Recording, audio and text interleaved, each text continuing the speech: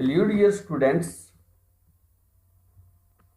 आइए आज शुरुआत करते हैं हरियाणा विद्यालय शिक्षा बोर्ड भिवानी द्वारा 2017 का इंग्लिश का कोड डी का सॉल्व्ड क्वेश्चन पेपर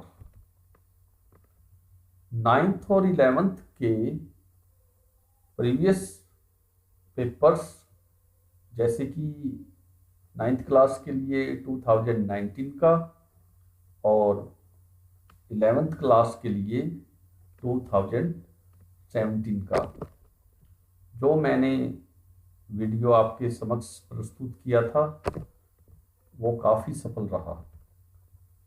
उन दोनों पेपर्स की वीडियो की अपार सफलता के बाद आज मैं आपके समक्ष प्रस्तुत हुआ हूँ previous paper 2017 code D means set D. तो आइए इसकी बिगनिंग करते हैं, शुरुआत करते हैं। जैसा कि मैंने 9th से लेके 12th तक का ब्लूप्रिंट्स आपको प्रेजेंट किया है यूट्यूब पे। इस क्लास का भी मैट्रिकुलेशन का भी ब्लूप्रिंट मैं इस वीडियो के डिस्क्रिप्शन में ज़रूर डालूंगा। आप वहाँ से पेपर का स्टाइल, न्यू पैटर्न देख सकते हो और इसके साथ साथ जो भी टॉपिक्स आएंगे उनसे रिलेटेड जो भी मैंने टेक्सचुअल कंटेंट तैयार किया है वो भी आपको काफ़ी हेल्प करेगा। वहाँ से किसी भी कॉम्प्रीहेंशन पैसेज का ट्रांसलेशन आप प्राप्त कर सकते हो। तो आइए शुरुआत करते हैं आज का हमारा यह कंटेंट ट्रांसलेशन और ड्राफ्टिंग के साथ।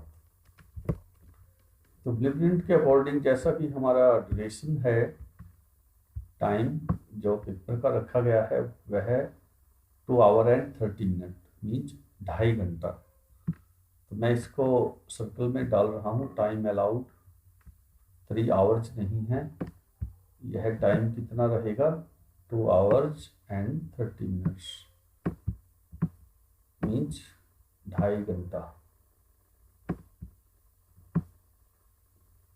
और मैक्सिमम मार्क्स आपके 80 रहेंगे जैसा कि पहले होते थे।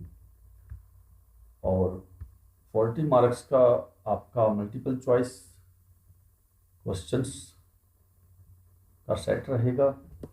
वो जितना भी हम डिस्कस करेंगे जैसे कि unseen reading, comprehension passages, textual passages और पोएम के स्टैंजाज, किया हुआ कुछ भी बेकार नहीं जाएगा।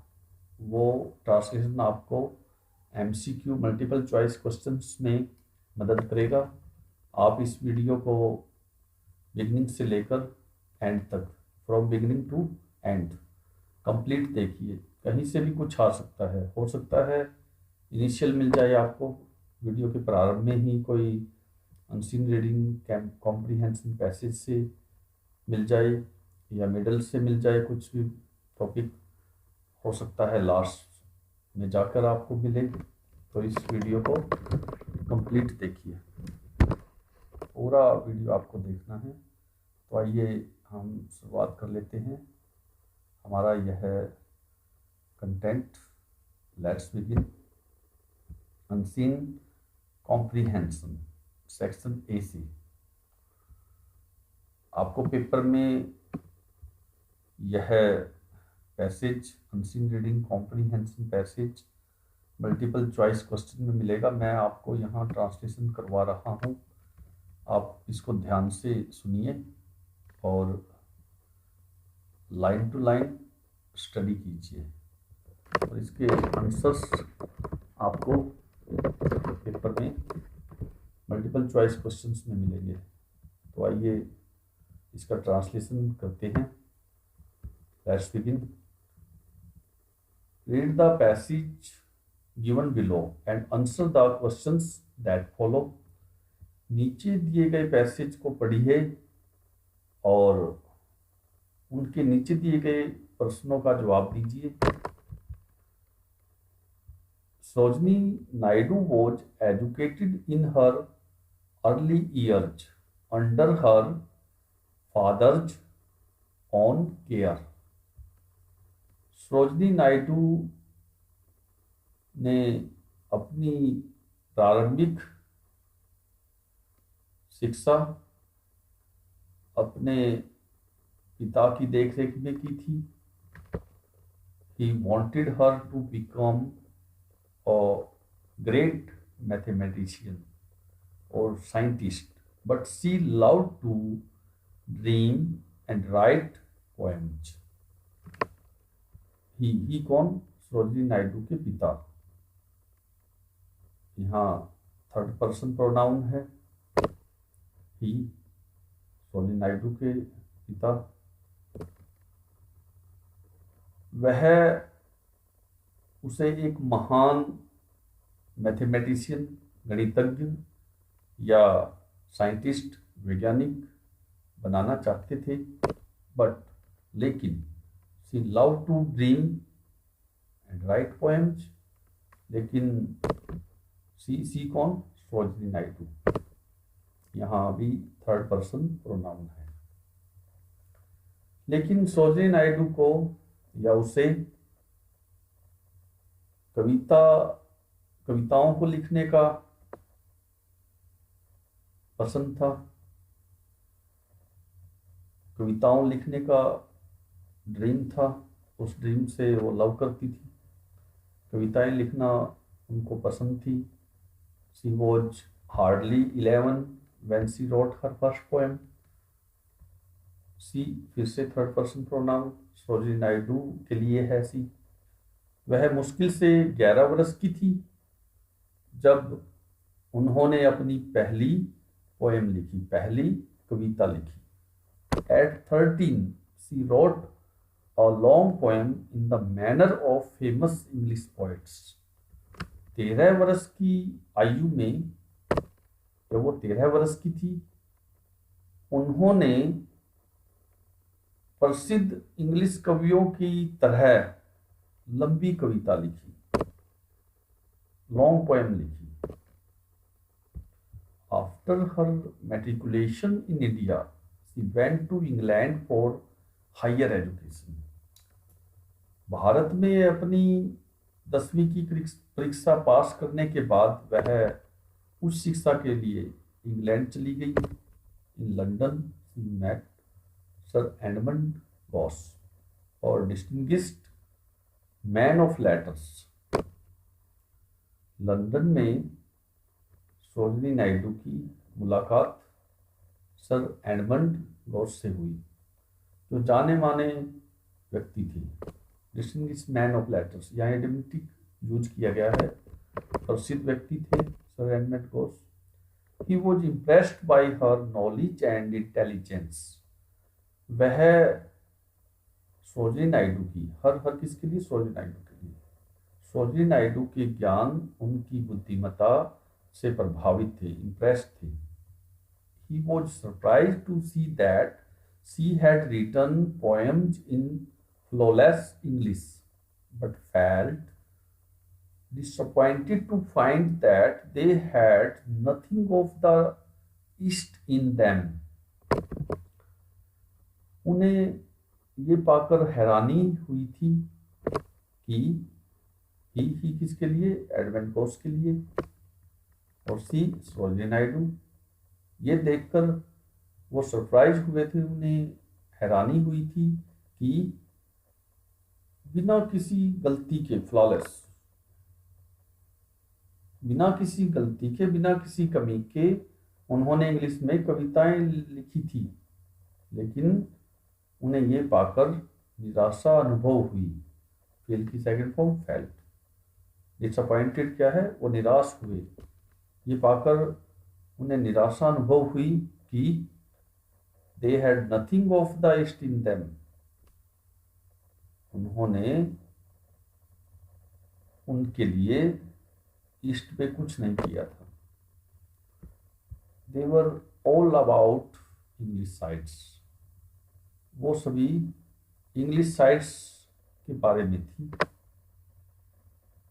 From this onward, from this day onwards she devoted herself in writing verses about India।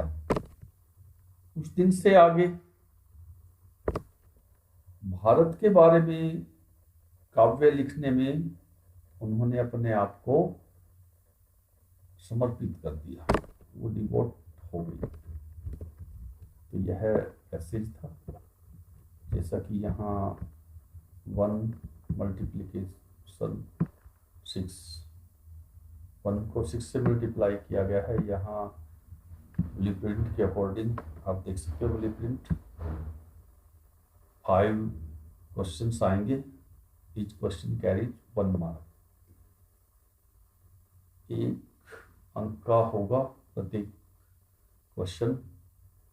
आपको मल्टीपल चॉइस में से करेक्ट एक आंसर चूज करना है, वो आपका रिस्पॉन्स सही होना चाहिए। तो मैंने आपको अंडरस्टैंडिंग दे दी है, ट्रांसलेशन कर दिया है, यह आपके काम आएगा, प्रैक्टिस भी होगी और हो सकता है आपको आपकी बोर्ड एग्जामिनेशन में यह पैसेज मिल जाए।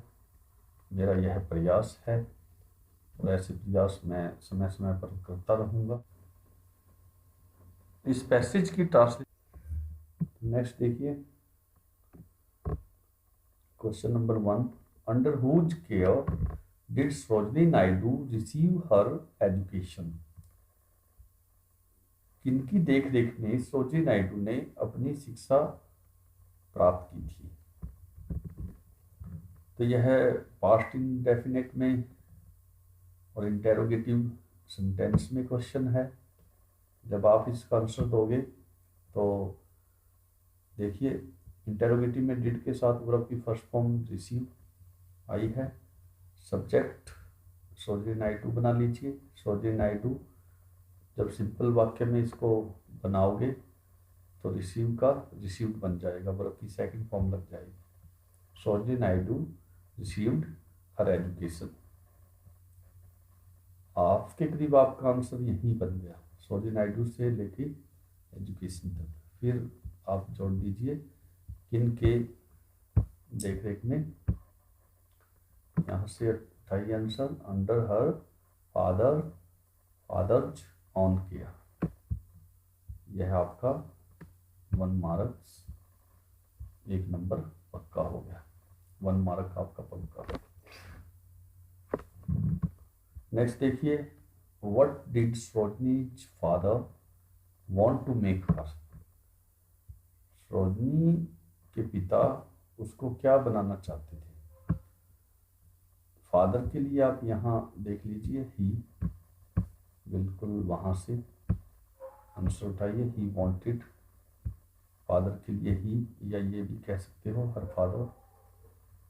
ही, यहाँ डिड के साथ वर्ब की फर्स्ट फॉर्म वॉन्ट, जैसे ऊपर वाले क्वेश्चन में आपने रिसीव्ड यूज किया था, यहाँ भी वांट का वांटेड बना लीजिए, वर्ब की second form. He wanted to make her. Answer यहाँ से आप लिख सकते हो, और ग्रेट मैथमेटिशियन और साइंटिस्ट, ये आपका करेक्ट आंसर बन जाएगा। और आपको यह मल्टीपल चॉइस क्वेश्चन में मिलेगा। आपको पैसेज की अंडरस्टैंडिंग अच्छी तरह से होनी चाहिए। नेक्स्ट देखिए, at what age did Sarojini Naidu write the poem. किस आयु में सरोजिनी नायडू ने कविता लिखी थी। तो यहाँ आपको फिर ऊपर वाले क्वेश्चंस की तरह सरोजिनी नायडू को सब्जेक्ट बनाइए। सरोजिनी नायडू राइट की second form, did plus verb की फर्स्ट फॉर्म है। तो यहाँ सिंपल बनाओगे तो पास्ट इंडेफिनिट में वर्ब की सेकंड फॉर्म का यूज होगा। Sarojini Naidu wrote the poem, ऊपर से आंसर उठाइए, किस एज में, 11, एट 11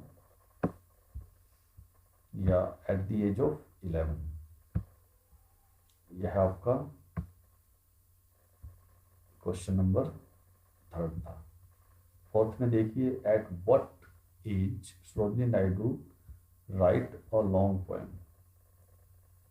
कितनी आयु में सरोजिनी नायडू ने लंबी कविता लिखी थी? यहाँ देखिए, सरोजिनी नायडू ऊपर वाले क्वेश्चन की तरह ही सेम, बिल्कुल सिर्फ चेंज करना है रोट के बाद अ लॉन्ग पोएम। फिर उसी तरह से जैसा कि आपने ऊपर के क्वेश्चन में देखा था एट द एज ऑफ 11 किया था, यहाँ एट द एज ऑफ 30। तो 4th का आंसर हमें मिल गया। 5th में देखिए, what did Edmund Gosse find in her poems. Edmund Gosse ने अपनी कविताओं में क्या देखा था? उसकी कविताओं में क्या देखा था? हर हर किसके लिए? सरोजिनी नायडू के लिए। तो यहाँ देखिए क्या मिला था उन्हें, क्या देखने को मिला था। तो जैसे कि ऊपर क्वेश्चंस में आपने सिंपल वाक्य बनाया था वर्ब की सेकंड फॉर्म का प्रयोग करते हुए, यहाँ फिर सेकंड फॉर्म ही बनाइए। एडमंड गॉस फाइंड की second form found that all her poems were about English sites। यहाँ देवर आया था ना, यहाँ पे all poems कर दीजिए। all poems were about English sites। English झलक को लेके सारी कविताएं थी सरोजिनी नायडू की। आगे जैसे कि हमने कर लिया, फिर देखिए, दे had nothing of history in them. यहाँ से फिर उठाइए, दे had nothing of the rest in them. उन कविताओं में ईस्ट का कुछ भी नहीं देखने को मिलता। 5 क्वेश्चन आएंगे। एक क्वेश्चन में एक्स्ट्रा आपको डिस्कस कर देता हूँ। What did she ultimately decide to write. Ultimately उसने क्या लिखने का डिसाइड किया था? सी, यहाँ फिर ऊपर वाले वाक्यों की तरह, ऊपर वाले सेंटेंसेस की तरह है। आप कर दीजिए सी वर्ब की second form decided. She decided to write verses about India. Last में वर्सेस अबाउट इंडिया, बिल्कुल लास्ट, यहाँ मार्क कर देता हूँ वर्सेस अबाउट इंडिया। तो यह है हमारा फर्स्ट पैसेज कंप्लीट हुआ। नेक्स्ट देखिए, next passage. Vidyasagar was a very generous and charitable man. Vidyasagar एक बहुत ही उदार और दयनीय व्यक्ति थे, दयावान थे। From his earliest years he help the poor and needy to the utmost of his power। अपने प्रारंभिक वर्षों से उन्होंने गरीबों और जरूरतमंदों की बहुत अधिक, अपनी पावर से बहुत ज़्यादा मदद की थी। utmost means great, maximum. As a boy at school, he often gave some of the little food he had to eat to another boy who had none। एक लड़के के रूप में स्कूल में जब वह पढ़ा करते थे तो अक्सर उन्होंने दूसरे लड़कों को खाने के लिए थोड़ा सा भोजन दिया था जो भी उनके पास हुआ करता था।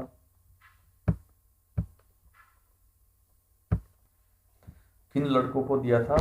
हु हैड नन, जिनके पास खाने को नहीं था। If one of his school fellows fell ill, little Ishwar would go to his house, sit by his bed and nurse him।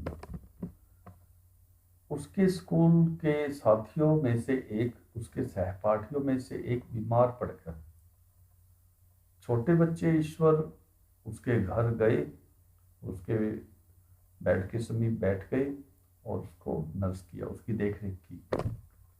When he grew rich, hundreds of poor widows and orphans, sorry window आएगा यहाँ पे, window लिखा हुआ है, wrong है, यहाँ N काट लो, window बन जाएगा। And orphans were supported by him, जब वो धनी हो गए तो सैकड़ों गरीब विधवाओं और अनाथों को उनके द्वारा सपोर्ट किया गया, उनके द्वारा मदद दी गई थी। His name became household word in Bengal, उनका नाम घर घर में लिया जाने लगा। कहाँ पे? बंगाल में। रिच और पुअर, हाई और लो, all loved him alike, निर्धन और अमीर, उच्च और निमन, सभी उनको एक समान रूप से प्यार करते थे। लाइक लाइक मीन्स सिमिलरली, एक समान रूप से। No beggar ever asked him for relief in vain, किसी भी भिखारी ने बेकार में कभी भी उनसे रिलीफ के लिए नहीं पूछा था। He would never have a porter at his gate, lest some poor man who wished to see him should be turned away. कभी भी उन्होंने अपने दरवाजे से किसी पोर्टर को, किसी भी गरीब व्यक्ति को, चाहे कितना भी गरीब हो, जो उससे मिलने की इच्छा जाहिर करता था, उसे कभी भी वापस नहीं मोड़ा था। तो ये थे विद्यासागर। क्वेश्चंस देखिए, पहले वाले पैसेज की तरह यह पैसेज भी 5 मार्क्स का आएगा। Each question carries 1 mark. तो आइए देखते हैं question. Who was Vidyasagar? Vidyasagar कौन थे? आंसर, विद्यासागर को आप सब्जेक्ट बनाइए, उसके बाद लिखिए वॉज, ये वॉज विद्यासागर के बाद ले जाइए, ऊपर से आप वैसे स्ट्रेट क्वेश्चन आपका, स्ट्रेट आंसर आपका ऊपर से बन रहा है। Vidyasagar was a very generous and charitable man, यह आपका आंसर है। नेक्स्ट देखिए, home did Vidyasagar help from his earliest? शुरू से ही विद्यासागर ने किन की मदद की थी? आंसर देखिए, यहाँ से आप अपना आंसर उठाइए। फ्रॉम का एफ कैपिटल कर दीजिए आंसर देते वक्त। फ्रॉम हिज अर्लीस्ट, ऊपर ईयर्स भी जोड़ दीजिए पैसेज से लेकर। फिर कीजिए विद्यासागर का थर्ड पर्सन बनाइए, कॉमा लगाने के बाद इसको ही में चेंज कर दीजिए।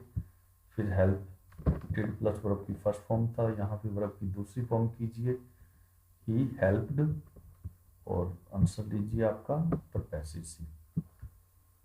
यहाँ से आपका स्ट्रेट आंसर है from his earliest years he helped the poor and needy to utmost of his power, यह आपका करेक्ट आंसर।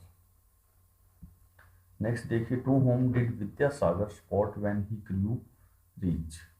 किसे विद्यासागर ने स्पॉट की थी जब वो अमीर होने लगे थे? तो यहाँ फिर जैसे मैंने पहले वाले क्वेश्चन का आंसर दिया था, इसी तरह से यहाँ उठाइए व्हेन ही ग्रू रिच, इसके बाद कॉमा लगा दीजिए, व्हेन का डब्ल्यू कैपिटल कीजिए और ऊपर से आप अपना आंसर उठाइए। आपको पैसेज में मिल जाएगा, कहाँ है, ये रहा आंसर आपका। Hundreds of poor widow and orphans were supported by him, है थर्ड का आंसर आपका, हमने ड्राफ्ट कर लिया। फोर्थ में देखिए, why did his name become household word in Bengal? Bengal में उनका नाम घर घर क्यों लिया जाने लगा था? तो देखिए हिज नेम, यहाँ से आंसर उठाइए। हिज नेम डिड के साथ वर्ब की फर्स्ट फॉर्म थी। यहाँ सिंपल सेंटेंस बनाओगे, बिकेम बन जाएगा वर्ब की second form. His name his name became a household word in Bengal, full stop. उसके बाद आप पैसे से उठाइए, कौन कौन थे वो, रिच और पुअर। ये रहा आपका फोर्थ का आंसर। रिच और पुअर, हाई और low, all loved him like. Next देखिए, did any beggar ask him for relief in vain. क्या कोई भी बेगर, कोई भिखारी बेकार में उनसे रिलीफ पाता था? नो, नहीं, क्योंकि किसी को वो निराश होकर नहीं लौटाते थे, तो नो आएगा। नो बेगर, यहाँ लीजिए answer, no beggar ask him for relief in vain. यह आपको एमसीक्यूज में मिलेंगे, मल्टीपल चॉइस क्वेश्चंस में मिलेंगे। एक पैरा के नीचे, एक क्वेश्चन के नीचे 4 ऑप्शन होंगे, एक करेक्ट ऑप्शन आपको सिलेक्ट करना है, चूज करना है। यह पैसेज भी 5 मार्क्स का होगा।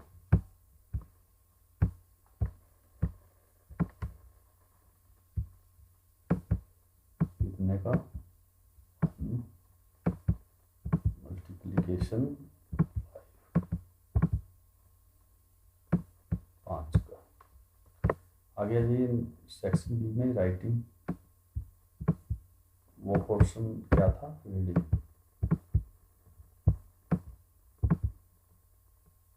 Unseen comprehension. सेकंड क्या है हमारा? राइटिंग। राइटिंग में देखिए, attempt any one of the poem. नीचे दिए गए में से कोई एक को अटेम्प्ट कीजिए, यह भी 5 मार्क्स का होगा।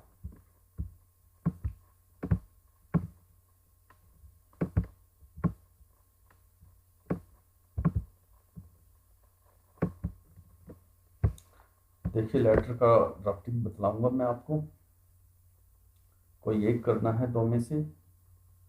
Right a letter to the editor of a newspaper regarding the disturbance caused by the loud sound of the loudspeakers, as it is harmful during the examination days।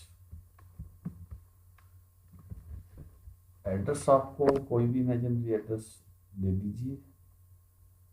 अगर आपको पेपर में letter में कोई address नहीं दिया है तो आप कोई भी इमेजिनरी एड्रेस दे सकते हो। अगर लेटर में दिया है तो वहाँ से लिखिए। तो यहाँ फॉर एग्जांपल हमने लिखा है 15, Shastri park, again comma, new Delhi. आप कोई भी इमेजिनरी लिख सकते हो, अम्बाला लिख सकते हो, हिसार लिख सकते हो, कुछ भी लिख सकते हो जो आपके माइंड में है। डेट लिख दीजिए, 5 मार्क्स।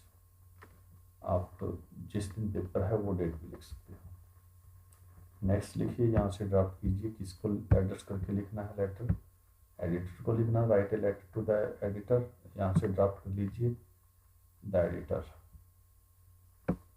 यहाँ लिखते वक्त दी का टी कैपिटल कीजिए, एडिटर ऑलरेडी ई कैपिटल है। नेक्स्ट कहाँ लिखना है? यहाँ लेटर में कुछ नहीं दिया हुआ है तो आप इमेजिनरी लिख सकते हो। The times of India, the Tribune, the Hindustan time, और नीचे लिख लो न्यू दिल्ली या चंडीगढ़, कुछ भी, जो भी आपको स्मूथ लगे। सब्जेक्ट में क्या लिखना है आपको?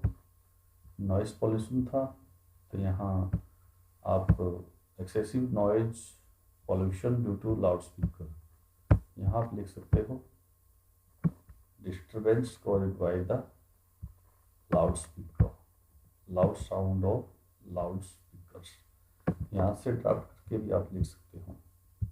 नेक्स्ट आ जाइए, जिसको लिखना है आप, सर या मैडम, सर, कॉमा लगाइए।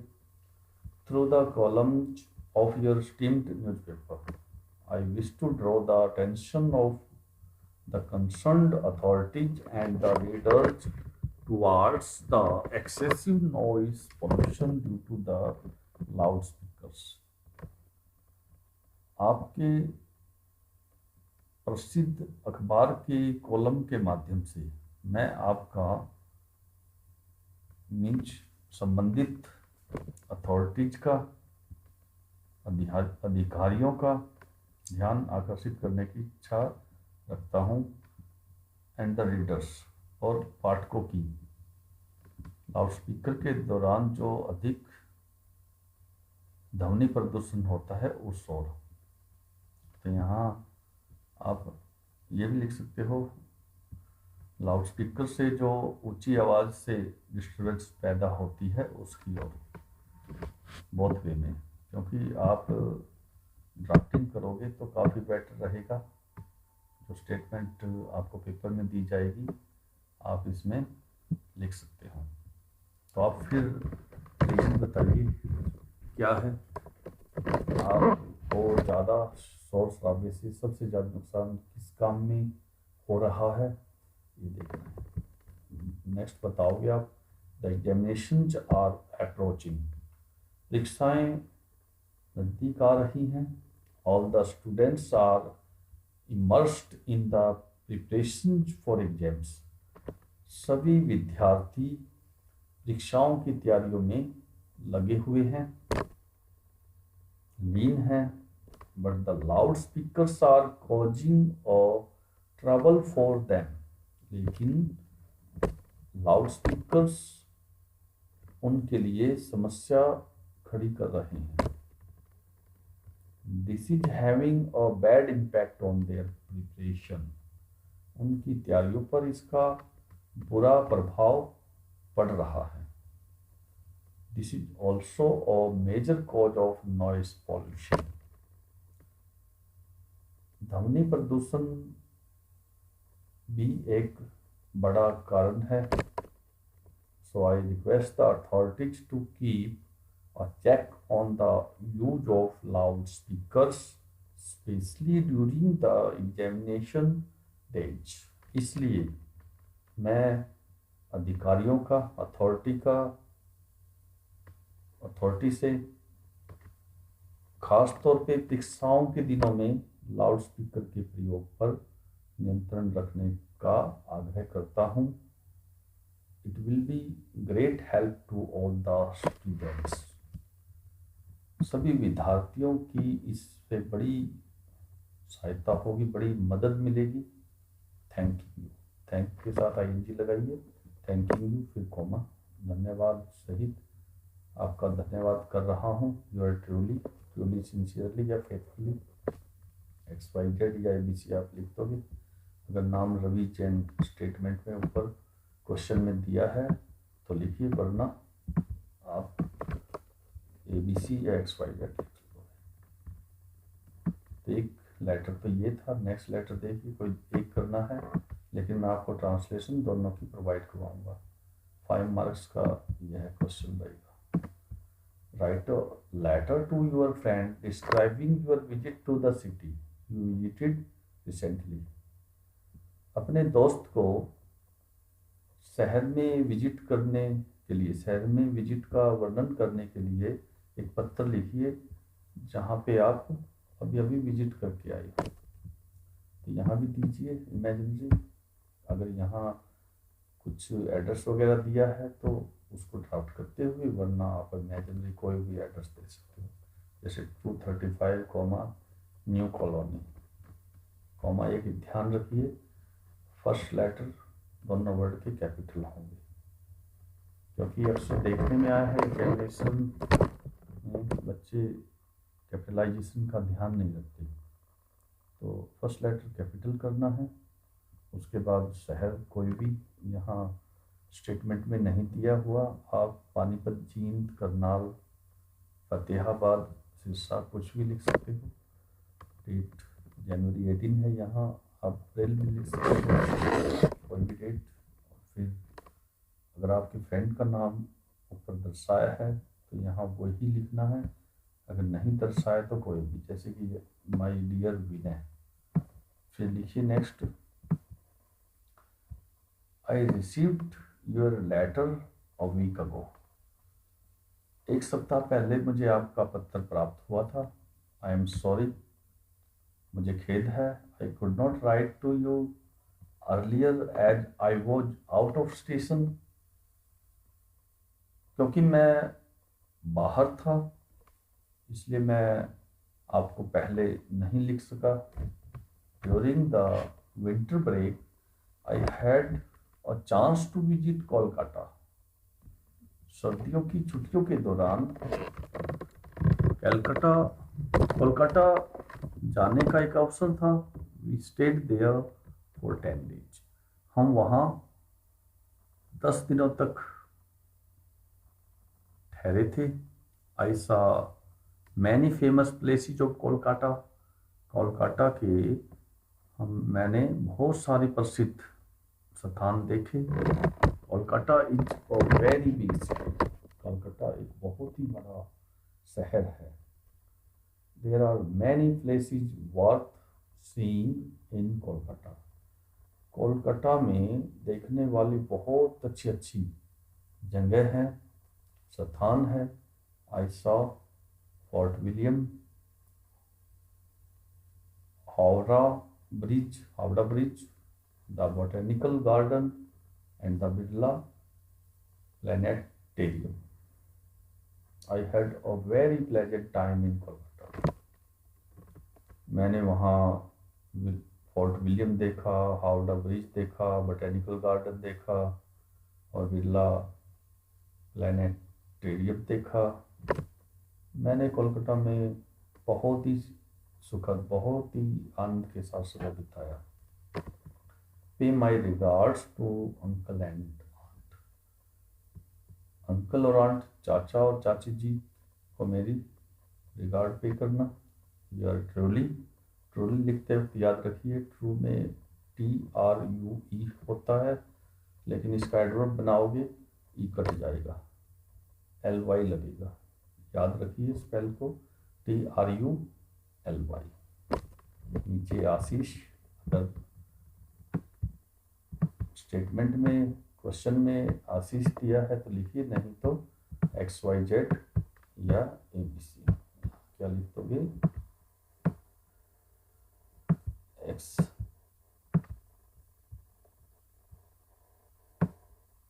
Y Z।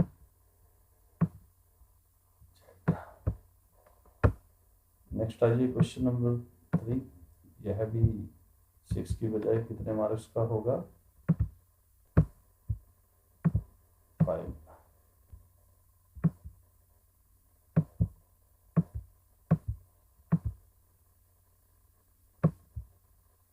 Next, attempt any one of the following. नीचे दिए गए में से कोई एक अटेम्प्ट करना है। डेवलप और story with the given outlines. नीचे दी गई आउटलाइंस में से एक स्टोरी डेवलप कीजिए, स्टोरी विकसित कीजिए। यहाँ आपको डॉट डॉट में मिलेगा, आपको इनकी मदद लेते हुए राइट करना है। जैसे यहाँ ओहेयो, यहाँ आप अपना वाक्य बना सकते हो। ओहेयो एंड और टॉर्टवाइज और फास्ट फ्रेंड। एक खरगोश और कछुआ घनिष्ठ मित्र थे। आगे लॉफ्ट एट ए टॉर्टवाइज, फिर आगे बनाते जाइए सीक्वेंस में स्टोरी, जुड़ाव बनाते हुए। हेयर और टॉर्टवाइज के बारे में है। फिर लिखिए the hare was proud of his speed. Hare को अपनी स्पीड पे, अपनी गति पे, अपनी चाल पे घमंड था। वन डे ही लाफ्ड, यहाँ लाफ्ट आया था ना, तो यहाँ देखिए प्रेजेंट में है, इसको राइट करेंगे तो पास्ट में लेकर चलेंगे। लाफ्ट आया था, हमें पास्ट इंडेफिनिट में स्टोरी हमेशा पास्ट इवेंट पर बेस्ड होती है, तो इसलिए पास्ट में हम चलेंगे। One day he laughed, laughs की जगह ED लगा देंगे। One day he laughed at the tortoise for his slow speed. एक दिन वह कछुए की धीमी चाल पर हंसने लगा। हंसते हुए क्या कहने लगा, यहाँ स्लो स्पीड आया था डॉट के बाद, स्लो स्पीड यहाँ हमने राइट कर दिया। वह कहने लगा, अब देखते जाइए, हेयर के लिए यहाँ पे थर्ड पर्सन प्रोनाउन हेयर का ही बना दिया, ही सेड। वह कहने लगा, कॉमा लगा के क्या कहने लगा उसको इन्वर्टेड कॉमा में लेना है। इन्वर्टेड कॉमा हमने बिगिन कर दिया तो लिखा, क्या लिखेंगे हम, डियर फ्रेंड, प्रिय दोस्त, let us have a race, आओ एक दौड़ लगाएं। फिर हेयर के बाद टॉर्टवाइज क्या करेगा, the tortoise accepted the challenge, agree to run और रेस, इसमें आपको ड्राफ्ट करना है। द टॉर्टवाइज की स्पेल को अच्छी तरह से लर्न कीजिए, राइट करके देखिए 4-5 टाइम्स, TORTOISE, टॉर्टवाइज। टॉर्टवाइज ने उसकी चेतावनी को स्वीकार कर लिया। अब नेक्स्ट पैरा बना सकते हो। Next morning the race began, अगली प्रातः दौड़ शुरू होने लगी। यहाँ पास्ट में ले रहे हो आप, हर स्पेलिंग को सेकंड फॉर्म में ट्रांसफॉर्म करना है, मतलब की सेकंड फॉर्म यूज करनी है। द रेस बिगैन, बिगिन की second form began. Winning post was fixed, जैसे रेस में विनिंग पोस्ट बनाया जाता है, यहाँ भी एक विनिंग पोस्ट फिक्स कर दिया गया। The hare run very fast, hare run fast है ना, यहाँ इसकी सेकंड फॉर्म बनाएंगे, यहाँ इंडेफिनेट में दिया है, प्रेजेंट इंडेफिनेट में, वर्ब की फर्स्ट फॉर्म के साथ एस का प्रयोग, तो यहाँ द हेयर रन की second form ran, the hare ran very fast, hare बहुत तेजी से दौड़ने लगा। हेयर के लिए थर्ड पर्सन प्रोनाउन बनाइए ही, क्योंकि एक ही बात बार बार लिखोगे एक ही बात को तो बड़ा मोनोटोनस होगा, कभी थर्ड पर्सन में कभी नाउन में। नाउन और प्रोनाउन का ध्यान रखते हुए आपको राइट करना है। नेक्स्ट देखिए, he was soon out of sight, hare बहुत तेजी से दौड़ा, वह जल्दी ही आंखों से ओझल हो गया। The tortoise was left far behind, tortoise कछुआ बहुत पीछे छूट गया था, रह गया था। ही डिसाइडेड, यहाँ टॉर्टवाइज के लिए फिर थर्ड पर्सन प्रोनाउन का प्रयोग कीजिए, टॉर्टवाइज का ही बना लीजिए। He decided to take rest for a while, उसने कुछ देर आराम करने का फैसला किया, निर्णय किया। लाइक की सेकंड फॉर्म ले, he lay down under a shady tree, वह एक छायादार वृक्ष के नीचे लेट गया। He soon fell fast asleep, वह जल्दी ही पड़कर सो गया। The tortoise went on slowly and steadily, कछुआ धीरे धीरे और सीधा चलता गया। टॉर्टवाइज के लिए फिर third person pronoun he saw the hare sleeping, उसने खरगोश को सोते हुए देखा। But he did not wake him up, लेकिन उसने उसे जगाया नहीं। he reached the winning post, वह विनिंग पोस्ट तक पहुंच गया। At sunset the hare woke up and ran fast, सूर्यास्त के समय हेयर जाग गया और तेजी से दौड़ने लगा। तो यहाँ स्लिप्स आया था, हमने इसको चेंज किया है, कैसे देखते जाइए। The tortoise moved on with the race modal, ये डॉट को पूरा करना है आपको। वहाँ इंडेफिनिट में है, यहाँ पास्ट में लेना है। नेक्स्ट देखिए, the tortoise was already there, वह तेज दौड़ कर गया, टॉर्टवाइज उसे वहाँ पहले ही मिला था, पहले ही पहुँच चुका था। The hare had lost the race, hare ने रेस को गवा दिया था। ही फेल्ट, फिल की second form felt, he felt ashamed and went away, उसे शर्म महसूस होने लगी और वह वहाँ से चला गया। मॉरल क्या है स्टोरी का, लास्ट में दिया है moral, slow and steady win the race, कछुए की चाल की तरह जो धीरे धीरे और पूरी तन्मयता के साथ और सीधा चलता है, वही जीत हासिल कर लेता है। राइट हाथ और फॉल, घमंडी का सर नीचा होता है।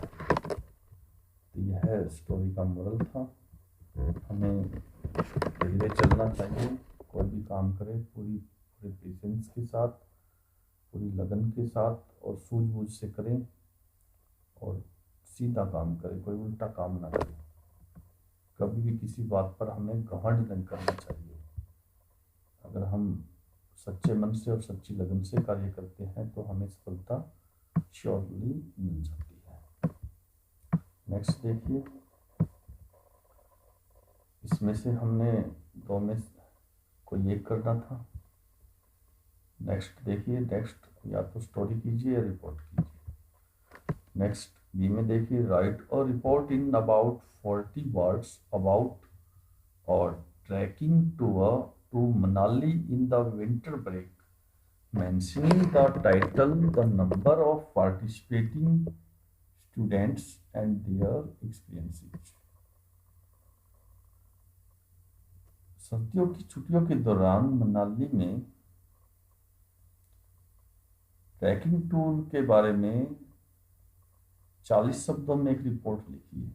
टाइटल मेंशन होना चाहिए, शीर्षक और कितने स्टूडेंट्स पार्टिसिपेट कर रहे हैं, number of participating students and their experience, और उनके अनुभव, उनका वर्णन करते हुए। 40 शब्द से अधिक नहीं होने चाहिए, 40 वर्ड्स में आपकी रिपोर्ट होनी चाहिए। कोई भी स्कूल अगर स्टेटमेंट में दिया है तो लिख दीजिए, वरना आप कोई भी स्कूल लिख सकते हो, NK public school, SS public school या शिवालिक पब्लिक स्कूल या सत्यम स्कूल, कुछ भी। Trekking tour to Manali, report by Anuj. तो नाम कोई भी दे दो इमेजिनरी, अगर रिपोर्ट में दिया है स्टेटमेंट में तो वो नाम दो। सब कैपिटल में लिखना है, फर्स्ट लेटर हर एक वर्ड का।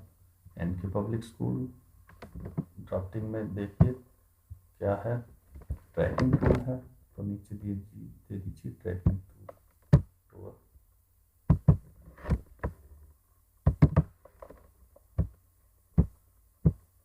ड्राफ्टिंग कीजिए इसकी, ट्रैकिंग टूर टू मनाली। ये सेकंड लाइन, लाइनदार आपको सीट मिलेगा।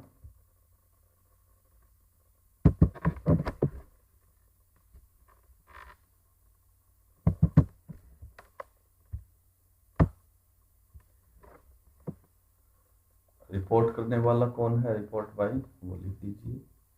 नेक्स्ट आपकी रिपोर्ट शुरुआत कीजिए। मार्च या अप्रैल, कोई डेट आप लिखना चाहो वो लिख सकते हैं। आवर स्कूल ऑर्गेनाइज्ड और 10 days trekking tour to Manali in winter break, हमारे स्कूल ने 10 दिन का ट्रैकिंग टूर मनाली के लिए सर्दी की छुट्टियों में व्यवस्थित किया था। More than 30 students along with the teachers participated in it, 30 विद्यार्थियों से अधिक और उनके साथ साथ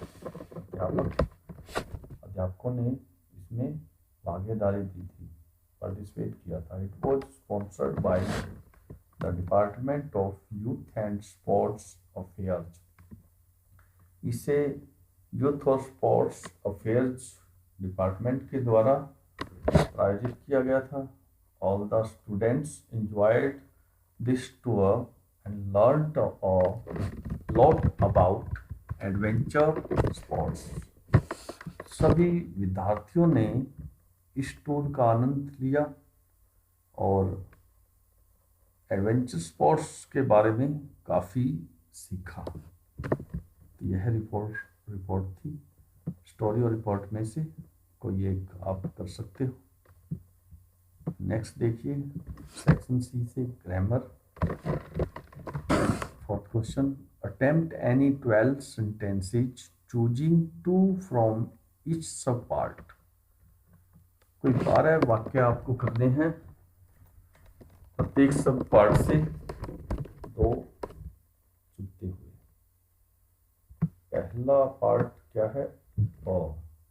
use the correct form of verb given in the brackets. Brackets में दी हुई वर्ब, करेक्ट वर्ब की फॉर्म का प्रयोग कीजिए। Question number 1, I blank like to take tea daily. मैं प्रतिदिन चाय लेना पसंद करता हूँ। जहाँ भी हैबिचुअल ट्रूथ दिखाई दे वहाँ पे अंडरस्टूड है। आप प्रेजेंट इंडेफिनिट टेंस का प्रयोग कीजिए। आई के साथ हमेशा वर्ब की फर्स्ट फॉर्म प्रयोग की जाती है। अगर यहाँ ही होता तो लाइक के साथ एस लगता। दे है, वी है, आई है, उनके साथ लाइक लगेगा। हैबिचुअल ट्रूथ में प्रेजेंट इंडेफिनिट टेंस का प्रयोग किया जाएगा। डेली, ऑलवेज इत्यादि जो भी शब्द आपको जहाँ भी हैबिचुअल ट्रूथ दिखाई दे ये तो आप प्रेजेंट इंडेफिनिट टेंस का प्रयोग कीजिए। यहाँ वर्ब की फर्स्ट फॉर्म का प्रयोग किया जाएगा। आपको कुछ नहीं करना है, आपको 4 ऑप्शन मिलेंगे, सिर्फ आपको इनके रूल्स का पता होना चाहिए। तो करेक्ट आंसर क्या आएगा? लाइक एज इट इज आ जाएगा। लाइक हमने चूज कर लिया, इस पे टिक करना है पेपर में और आपको MR शीट पे भरना होगा, वहाँ करेक्ट भरिए। नेक्स्ट देखिए second, I blank right a book at a present moment. Present moment पे मैं एक पुस्तक लिख रहा हूँ। जहाँ भी प्रेजेंट मोमेंट की बात आती है वहाँ प्रेजेंट कॉन्टिन्यूस टेंस का प्रयोग किया जाता है। Because action is going on, action is continuing, इसलिए यहाँ पे क्या करेंगे हम प्रेजेंट कॉन्टिन्यूस टेंस का प्रयोग करेंगे। यहाँ फिर आई आया है, आई के साथ आपको पता है एम का प्रयोग किया जाएगा और उसके साथ साथ फिर वर्ब की फर्स्ट फॉर्म आएगी। तो आई के साथ ही होता तो इज होता, दे होता तो आर होता। तो आई के साथ राइट, आई के साथ एम लगाएंगे और राइट जब लिखेंगे तो ई कट जाएगा, ई को डिलीट कर दीजिए और एन जी जोड़ दीजिए। Am writing, correct answer. Right से पहले एम लगाइए और राइट के बाद ई काटते हुए ING लगा दीजिए। नेक्स्ट देखिए, आई blank not finish my work yet. मैंने अभी तक अपना काम समाप्त नहीं किया है। आप इसका ट्रांसलेशन कर लोगे, अपने आप पता चल जाएगा।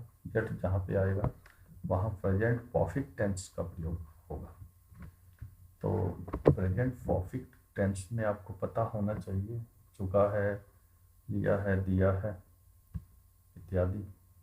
आई के साथ देखिए हैव, वी के साथ, दे के साथ, इन सभी के साथ हैव का प्रयोग, इनको छोड़ के बाकी सभी के साथ हैज का प्रयोग और साथ में वर्ब की थर्ड फॉर्म। यहाँ नोट आया है तो नोट लगाइए। आई हैव नॉट फिनिश्ड, यह आपका करेक्ट आंसर। हैव के बाद नोट आया था तो नोट और फिनिश की वर्ब की थर्ड फॉर्म ईडी लगा दीजिए, फिनिश्ड। नेक्स्ट आ जाइए बी पार्ट। बी सब पार्ट में 3 क्वेश्चन है, प्रत्येक में आपको कोई 2 करने हैं। ऊपर वाले में आप 2 करेक्ट कर सकते हो, नेक्स्ट में भी 2 करेक्ट करने हैं आपको fill in the blanks with appropriate articles whenever necessary, जहाँ भी जरूरत हो उपयुक्त आर्टिकल भरिए। 4 ऑप्शन में मिलेंगे आपको पेपर में, ए एन टी या 0 आर्टिकल। तो ब्लैंक में pine tree grows very tall, pine tree बहुत लंबा होता है। तो पाइन आया है, पी कॉन्सोनेंट है, व्यंजन से पहले हम ओ आर्टिकल का प्रयोग करते हैं, इसलिए यहाँ पे मैन इज मॉर्टल, यह एक प्रोवर्ब है, सेइंग है। तो मैन से पहले ओ या दी आर्टिकल नहीं होता, यहाँ 0 आर्टिकल होता है। तो इसलिए यहाँ इस पेपर में 0 आर्टिकल या नो आर्टिकल मिलेगा आपको ऑप्शन में, वो कर दीजिए। यहाँ कुछ भी नहीं आएगा, मैन इज मॉर्टल, सिर्फ ये आंसर होगा।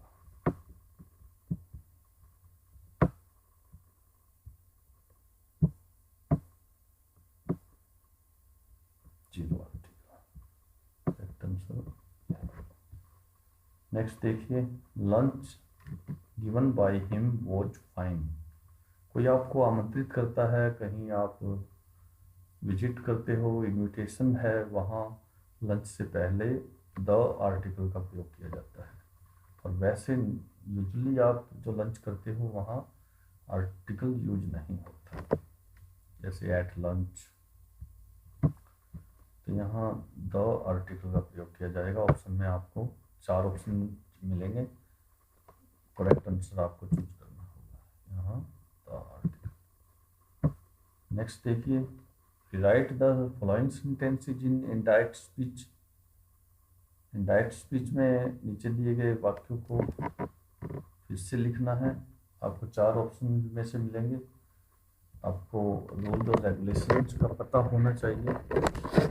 कीजिए, I said to Naman look at the map. Said को आस्क्ड में चेंज करना है। I asked Naman to look at the map.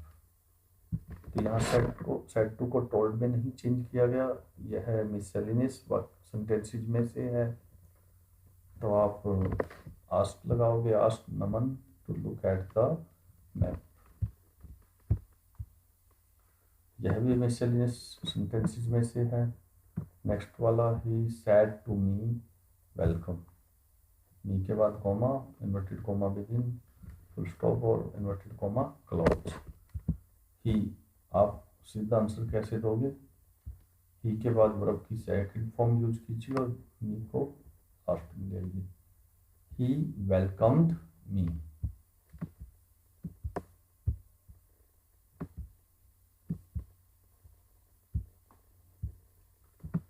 Next देखिए, आई सैड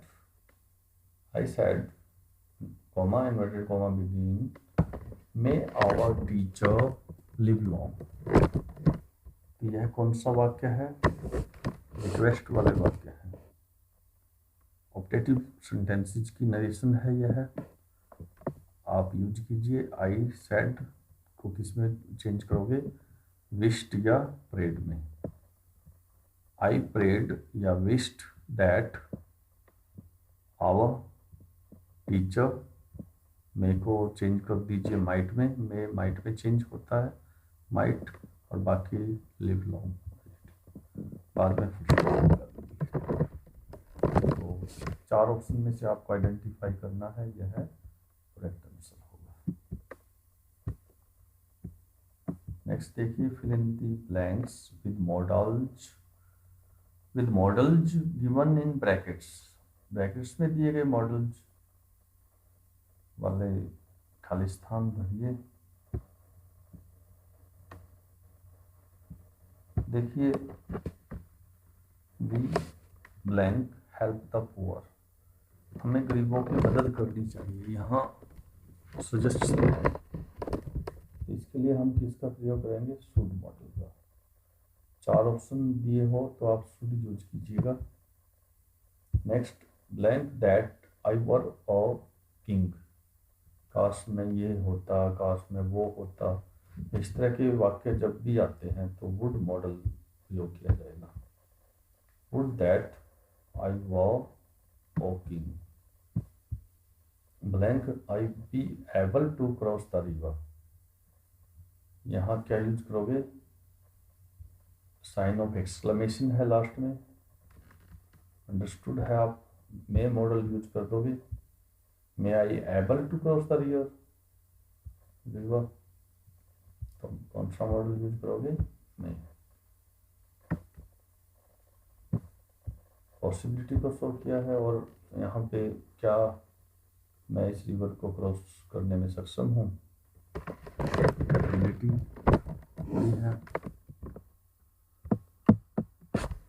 तो यहाँ हमने मॉडल्स किए हैं। नेक्स्ट देखिए, put the verbs in bracket into correct form.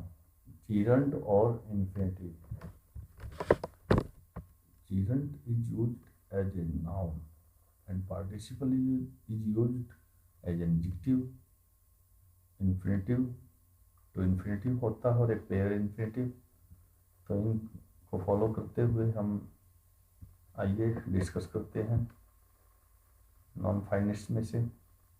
I let him blank read the book.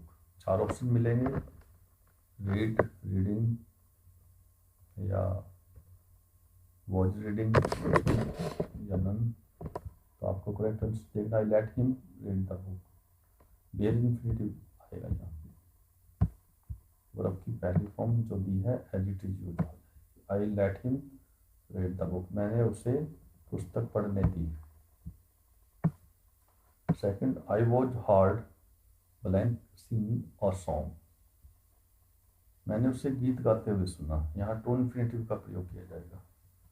सिंग से पहले हम टू लगा देंगे। आइडेंटिफाई करके आप करेक्ट ऑप्शन में से कुछ चूज कर सकते हो।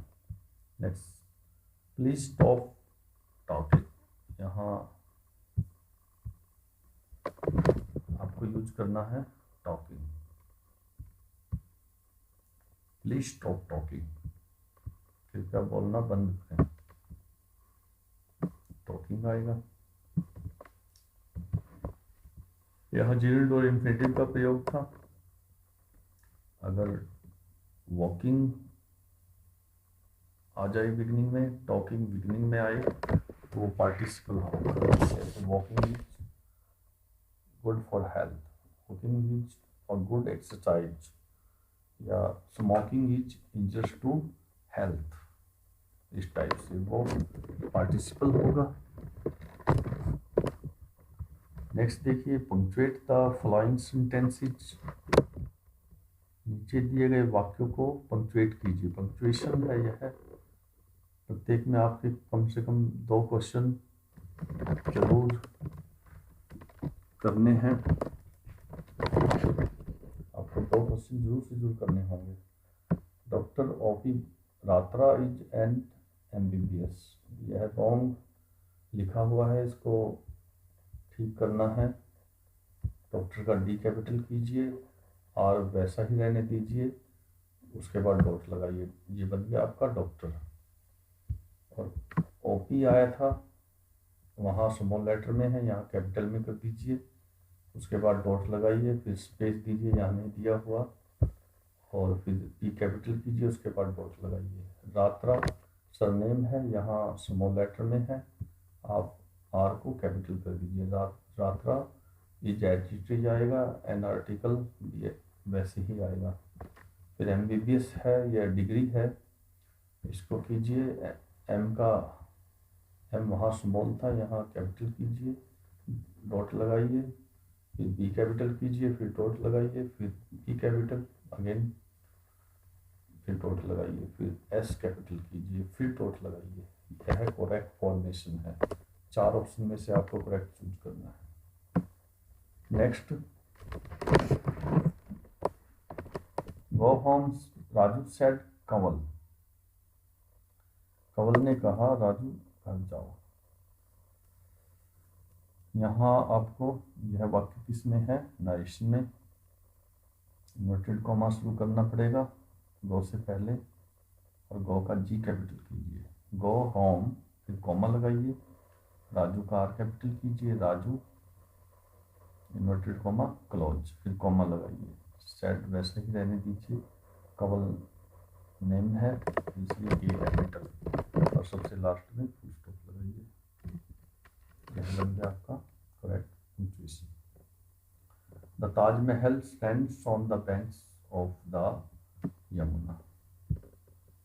यहाँ ताजमहल से पहले द आर्टिकल है, टी कैपिटल कीजिए, द ताजमहल हिस्टोरिकल प्लेसेस में से है, इनके पहले लेटर कैपिटल होंगे, ताज का टी कैपिटल, महल का एम कैपिटल, स्टैंड्स वैसा ही रहेगा, ऑन लगाइए वैसा ही रहेगा, द भी वैसा ही, बैंक्स भी, ऑफ भी, और द यमुना नदी है, नदियों के नाम के पहले लेटर कैपिटल होते हैं, यहाँ यमुना का वाई कैपिटल कर दीजिए और बाद में फुल स्टॉप लगाइए। तो यह था करेक्ट फॉर्मेशन तीनों वाक्य।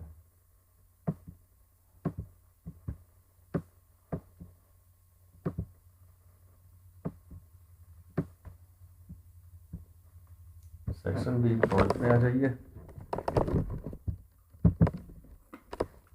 सेक्शन बी प्रोज, प्रोज का ए सब पार्ट है प्रोज टेक्स्ट। देखिए, read the passages given below and answer the questions that follow. Do any two passages. With the opening of the sack began a phase of my life that has not yet ended. यह स्लेबाई से with auto से है, स्लेबाई से delete है, इसको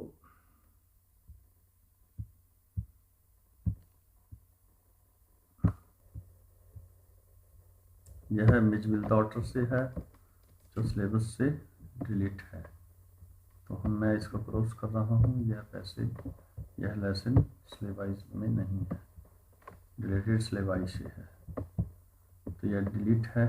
question is deleted from the syllabus और the session 2020-21। Next देखिए, यह passage, there was a girl named Valiamai who was called Valli for short. Valiamai नाम की एक लड़की थी जिसको संक्षेप में वल्ली कहा जाता था। She was 8 years old and very curious about things। वह 8 वर्ष की थी और चीज़ों के बारे में बहुत जिज्ञासु थी, क्यूरियस जिज्ञासु। Her favorite pastime was standing in the front doorway of her house, watching what was happening in the street outside। उसका पसंदीदा पास टाइम समय कहाँ बीतता था? अपने घर के दरवाजे के सामने खड़े होकर देखना, जो भी बाहर गली में घटना घटित हो रही थी वो देखना उसे पसंद था। There were no playmates of her own age on her street. This was about all she had to do।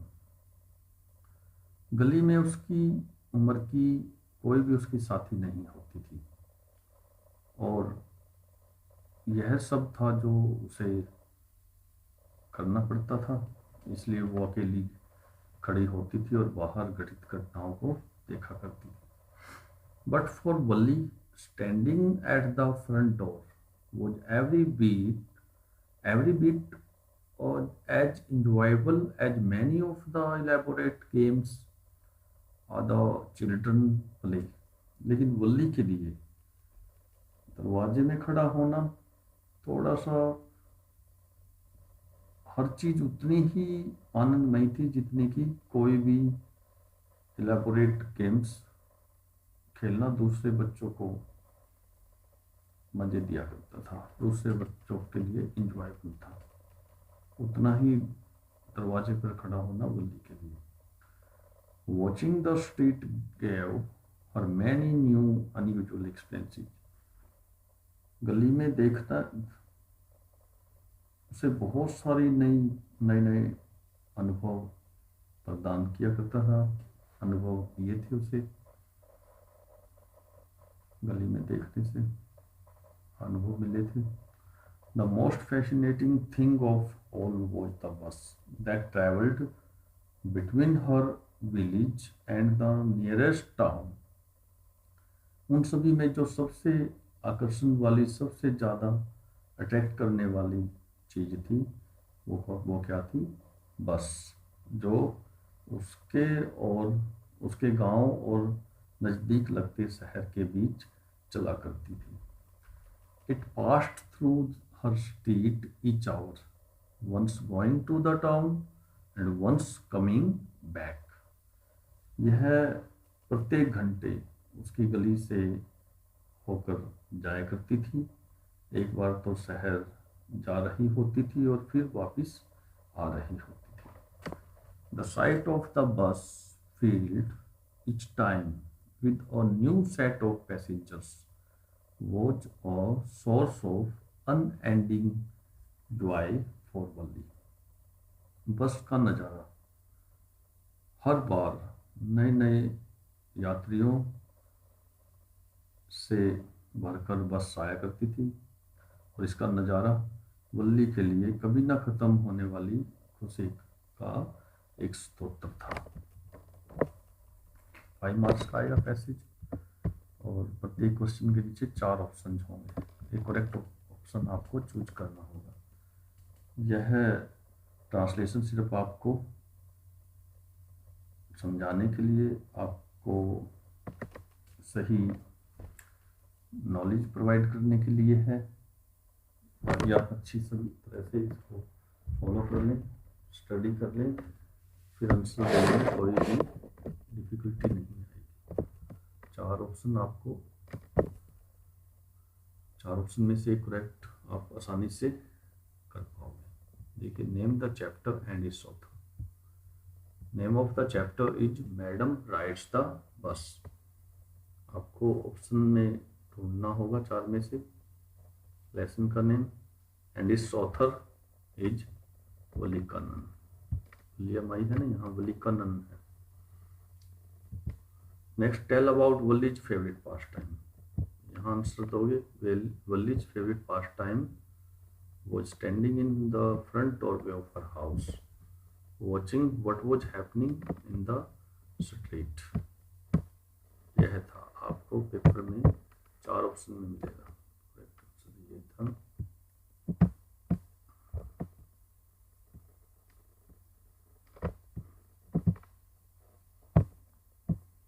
Next, how many playmates of her age did Valli have. कितने playmate? There were no playmates of her own age on her street. The correct answer है, there were no playmates. What was the most fascinating thing for Valli? क्या थी? यहाँ से answer ले लोगे। The most fascinating thing for Valli was the bus. तो आपको option में मिलेगा बस। कौन सी चीज थी? The most fascinating thing of all was the bus that travelled between her village and the nearest town. इसके बाद find words from the passage which means the same. Eager का ढूंढना है आपको। ईगर का मीनिंग क्या है? क्यूरियस, उत्सुक, जिज्ञासु। तो करेक्ट आंसर क्या है? क्यूरियस। और हॉबी का मीनिंग क्या है? हॉबी, पास टाइम्स। फेवरेट पास टाइम का मीनिंग क्या है? हर फेवरेट पास टाइम। पास टाइम मीन्स हॉबी, तो हॉबी का सिनोनिम पास टाइम। नेक्स्ट देखिए,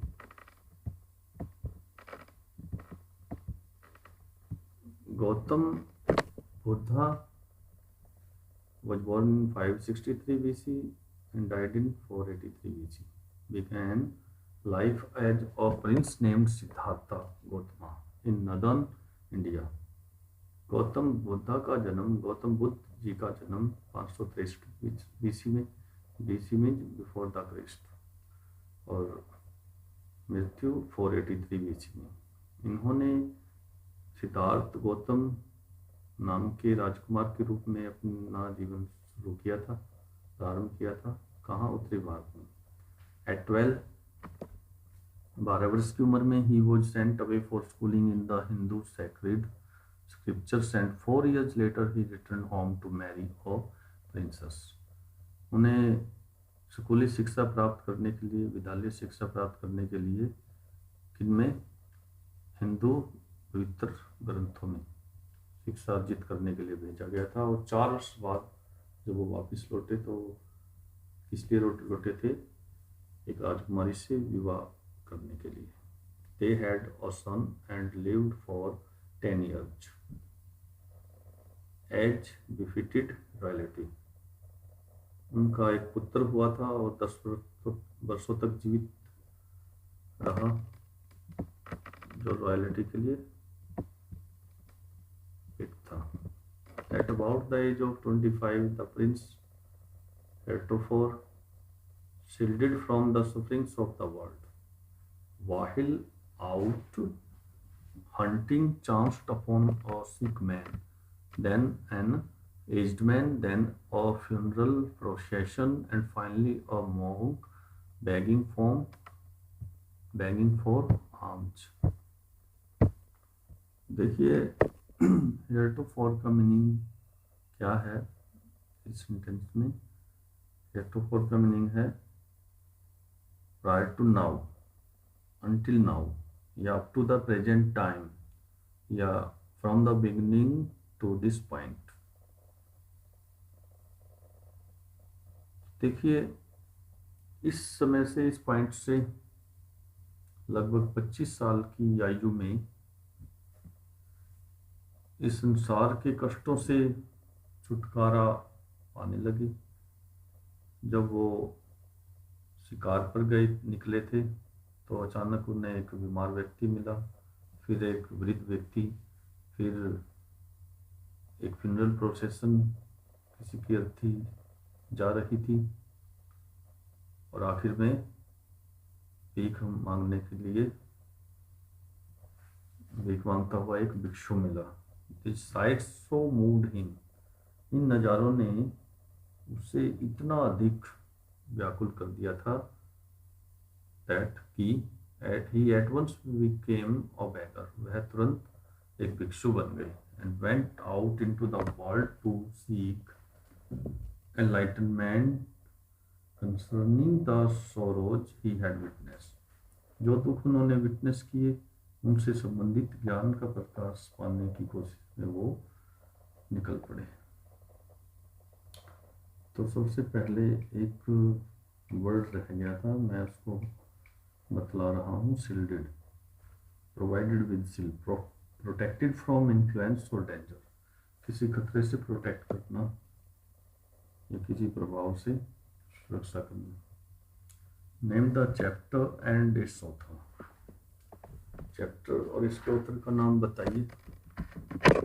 आपको क्वेश्चन पेपर में ऑप्शन में मिलेगा।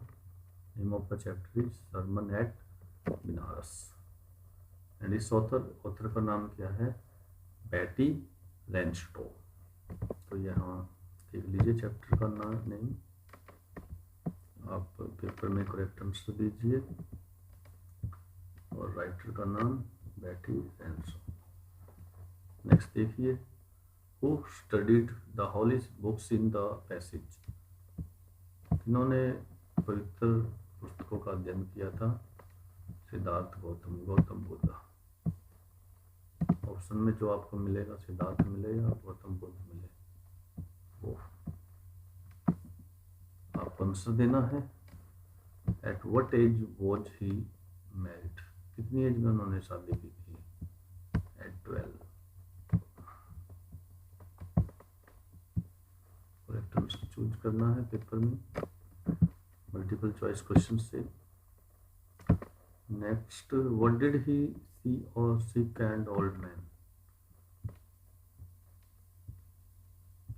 He saw sick and old man while he went out for hunting. While out hunting, यह फोर्थ आंसर है। और सॉरी, मैंने 12 बताया था, कितनी एज में उन्होंने विवाह रचाया था? 4 ईयर, 12 वर्ष है। 12 में 4 जोड़ दीजिए, 16 वर्ष, तो करेक्ट आंसर 16 आएगा। He was married at the age of 16. Correct answer 16. Next,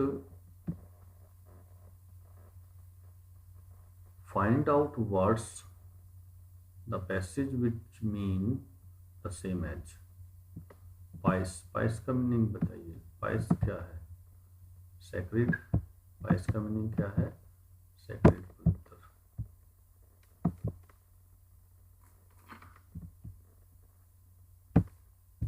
next, religious books. Religious books क्या है? पैरा में क्या आया था? स्क्रिप्चर, धार्मिक पुस्तकें। तो यह है हमारा टेक्सुअल कंटेंट था, टेक्सुअल कॉम्प्रिहेंशन था। क्वेश्चन नंबर 6 में आ जाइए। आंसर इन अबाउट 100 वर्ड्स, यह 5 मार्क्स का आएगा। आप ब्लूप्रिंट देखकर पता लगा सकते हो। देखिए, draw a brief character sketch of Natalia. Natalia का संक्षिप्त चित्रण कीजिए। मैं ट्रांसलेशन करवा रहा हूँ इस क्वेश्चन की, इसके आंसर की। Natalia is one of the main character of the play the proposal. Proposal नाम के प्ले में मुख्य पात्रों में से एक है Natalia. She is a grown of girl of 25। वह 25 वर्ष की युवती है। She still unmarried. वह अब भी अविवाहित है। Nobody has come to propose to her. कोई भी उसे विवाह का प्रस्ताव देने नहीं आया है। देयरफॉर, इसलिए Natalia's father Chubukov is much worried. Natalia का पिता, उसका पापा चुबोको, उसके बारे में अधिक चिंतित है। ही कॉल्ड नटालिया और लव सिक कैट। वह उसे लव सिक कैट कहता है। कौन? उसका पापा, उसका पिता। She wishes that. वह इच्छा जाहिर करती है कि someone should propose to her. किसी को उसे प्रपोज करना चाहिए, विवाह प्रस्ताव देना चाहिए। Natalia is a good housekeeper. Natalia एक अच्छी हाउसकीपर है। But she is very quarrelsome. लेकिन वह बहुत ही झगड़ालू है।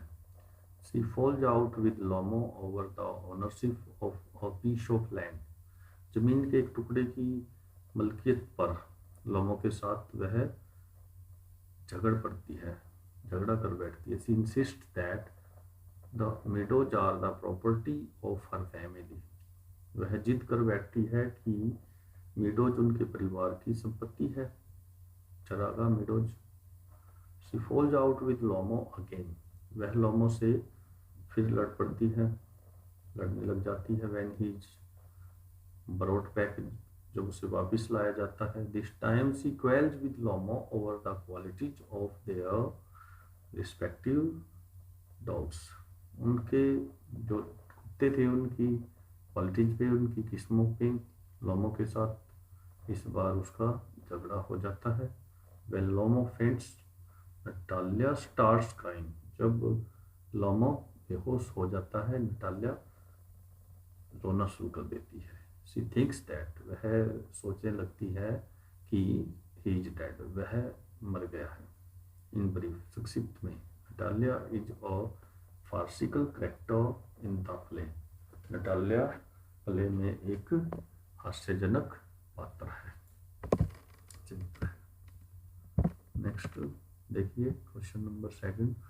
Why did Lencho write a letter to God who received the letter and what did he do? देखिए, इस लेसन का, फर्स्ट लेसन का मैंने कंप्लीट टेक्सचुअल कंटेंट तैयार किया है। कंप्लीट ट्रांसलेशन है विद अंडरस्टैंडिंग। आपको मैं लिंक जरूर प्रोवाइड करवाऊंगा। डिस्क्रिप्शन में दूंगा, वहाँ से आप अन्य क्वेश्चंस के आंसर, अदर क्वेश्चंस के आंसर देख सकते हो और फुल थॉरो अंडरस्टैंडिंग ले सकते हो। तो देखिए इसका translation, Lencho was a hard working farmer. Lencho एक कठिन परिश्रम करने वाला किसान था। His crop needed rain verily. उसकी फसल को बहुत ही आवश्यकता थी, बारिश की ज़रूरत थी। But there came a hailstorm, लेकिन एक तूफान आ गया था, ओले गिरने लगे थे। It destroyed his crop completely. इस हेल स्टॉर्म ने, ओलों के तूफान ने उसकी फसल को पूरी तरह नष्ट कर दिया था। Not a leaf remained on the trees. वृक्षों पर एक भी पत्ता नहीं बचा था। He feared that his family had to starve that year. उसे भय था, डर था कि उस वर्ष उसके परिवार को भूखा मरना था। Lencho had no one to help him. Lencho की मदद करने के लिए कोई नहीं था, कोई ऐसा नहीं था कि जो उसकी मदद करे। But he had one hope, लेकिन उसे एक उम्मीद थी, एक आशा थी। It was the help from God. यह भगवान से मदद की आशा थी। So he decided to write a letter to God. इसलिए उसने भगवान को एक पत्र लिखने का डिसाइड किया, फैसला किया। He requested God to send him 100 pesos. उसने भगवान को 100 पीसोस भेजने के लिए प्रार्थना की, आग्रह किया। He addressed the letter to God. उसने भगवान को संबोधित किया उस पत्र में, टू गॉड। जैसे हम पत्र लिखते हैं टू द प्रिंसिपल, यहाँ पे किसको एड्रेस किया है? गॉड को। The post master read the letter. Post master ने उस पत्र को पढ़ा। He decided to help Lencho. उसने लेंचो की मदद करने की डिसाइड किया, फैसला किया, निर्णय किया।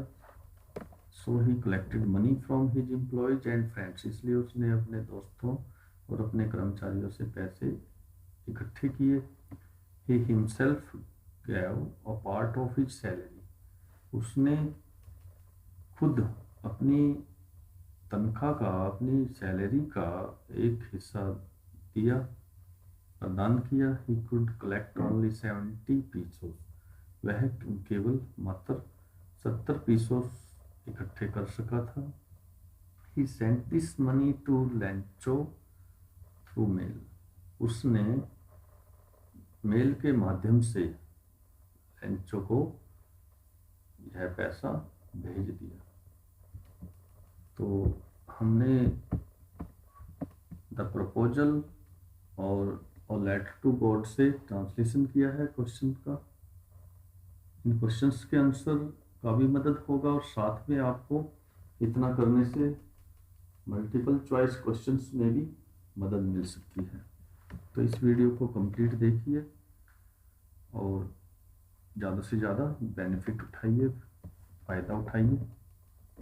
नेक्स्ट क्वेश्चन नंबर 7 में देखिए, answer any 3 of the following questions. नीचे दिए गए क्वेश्चंस में से किन्हीं 3 का आंसर दीजिए। आप प्रिंट से देख सकते हैं कितने मार्क्स का आएगा। फर्स्ट क्वेश्चन में देखिए, in which city of South Africa did the inauguration ceremony take place. यहाँ से आप आंसर बना सकते हो। यहाँ डिड के साथ, जैसा कि मैंने ऊपर काफ़ी बतलाया है आपको आंसर कैसे देना है, आधा आंसर यही है। द इनॉग्रेशन सेरेमनी डिड के साथ टेक प्लेस था, तो यहाँ जब हम सिंपल सेंटेंस बनाएंगे तो टुक प्लेस हो जाएगा। द इनॉग्रेशन, द का टी कैपिटल कर दीजिए, आई छोटा कर दीजिए स्मॉल लेटर में। The inauguration ceremony took place कहाँ? प्रेटोरिया। कहाँ? प्रेटोरिया में, पी कैपिटल, PRETO हराइए। इस स्पेल को अच्छी तरह से लिखिए बार बार। कई बार बच्चे, कई बार स्टूडेंट्स मैंने देखा है रॉन्ग राइट करते हैं, तो करेक्ट लिखिए। क्वेश्चन नंबर 7 का second part, how for how long had the seagull been alone. तो आंसर वैसे ही, द सीगल, हैड को सीगल के बाद ले जाइए, सिंपल बनाना है सेंटेंस को। तो द का टी कैपिटल, सीगल, हैड, फिर बिन वैसे ही, बिन अलोन। क्योंकि अगर आपके अंदर सूझबूझ है तो क्वेश्चन के अंदर ही आप आपके करीब आंसर तैयार कर सकते हो। The seagull had been alone, कितना, फिर आगे का याद कर सकते हो, for the last 24 hours. Correct answer बन गया हमारा। Give 2 reasons for the happiness of pilot in the black aeroplane. तीसरे क्वेश्चन का आंसर देखिए, 2 रीजन बताने हैं ब्लैक एरोप्लेन में पायलट की खुशी के। तो पायलट से हमें आंसर शुरू करना है, सिंपल सी बात है। द पायलट, डी का T capital, the pilot was happy to be alone, फिर याद कीजिए आगे का, to be alone high up above the sleeping countryside. Sleeping countryside, जैसे वो उड़ान भर रहा था, सारा देश, सारा देहात, सारा कंट्री सोया हुआ था, तो अकेला ही वो ऊंची उड़ान भरकर खुश था। सेकंड, दूसरा रीजन क्या है, second time he was happy to see another aeroplane when he was lost in the storm. दूसरी बार वो दूसरे हवाई जहाज को देखकर खुश था जब वो तूफान में खो गया था, गुम हो गया था। तो ये 2 रीजन आपको बतलाने हैं, काम आएंगे आपके काफी। Who was Kitty from the Diary of Anne Frank? यहाँ यह सिलेबस से डिलीट है, आप सिलेबस से देख सकते हो, अगर डिलीट नहीं है तो कर लेना, लेकिन जहाँ तक है डिलीट है, मैंने इसका ब्लूप्रिंट दिया है। सेक्शन डी का पार्ट बी पोएट्री है। Read the stanza given below and answer the questions that follow. No use to say, oh, there are other bonds.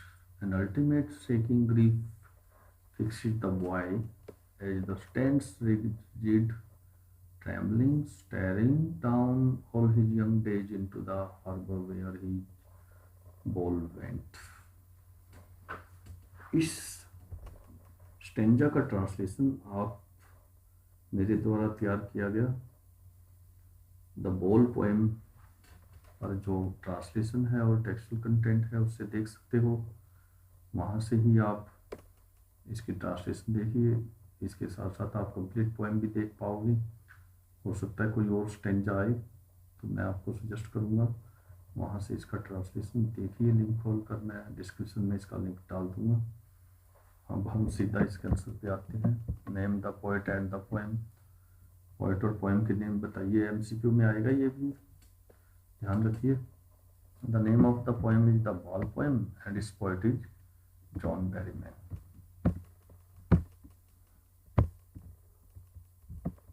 Ball poem, John Berryman.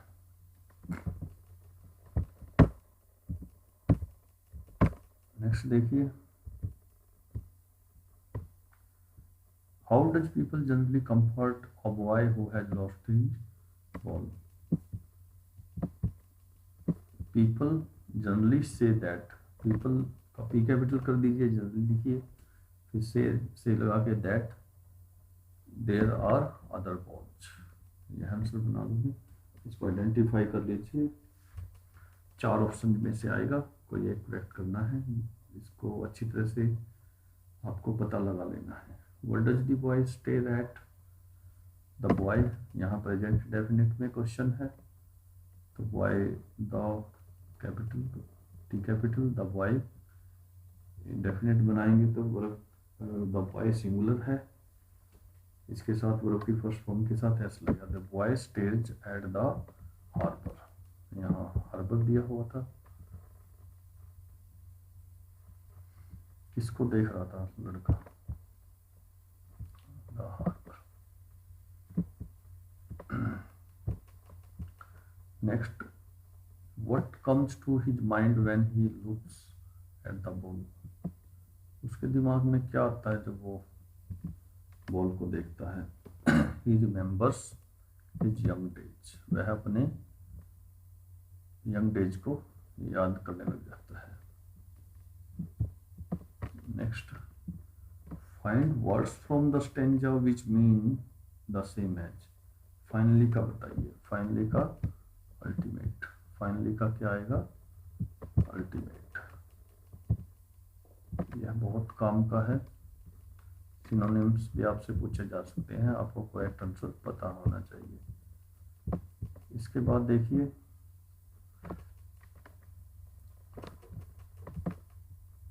सोरो का बताइए. सोरो, सोरो दुख.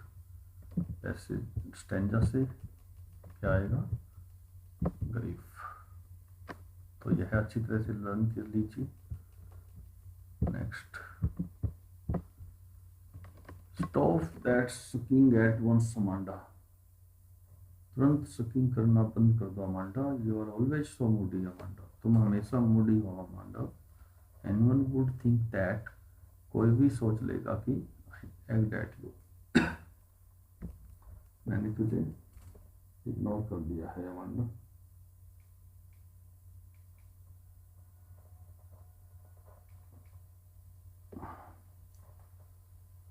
तो देखिए इसके questions. Name the poem and the poet. Poem का नाम क्या है? The name of the poem is Amanda and this poet is Robin Klein.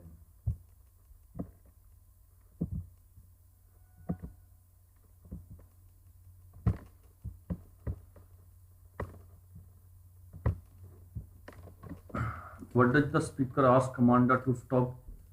तो आंसर दे सकते हो आप 4 ऑप्शन से.